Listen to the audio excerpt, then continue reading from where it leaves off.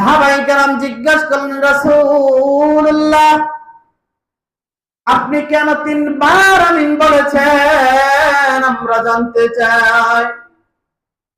আমার নবীজি ডাক দিয়া বললেন, সাহাবীরা রে,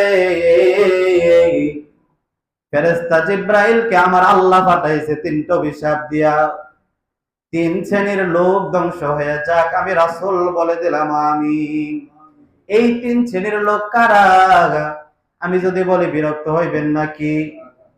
জোরে বলেন, বিরক্ত হইবেন নাকি? এক নাম্বার, যে নবীর নাম শুনলো দুরূদ পড়ে নাই, সে ধ্বংস হয়ে যাক। দুই নাম্বার, যে মা বাবাকে জিন্দা পাইলো কিন্তু সন্তুষ্ট করাইতে পারলো না, সেও ধ্বংস হয়ে যাক। আমার ভাইরা, তিন নাম্বার, যে রমজান পাইলো গুনাহ মাফ করাইতে পারে নাই, সেও ধ্বংস হয়ে যাক, আমি রাসূল বললাম আমিন।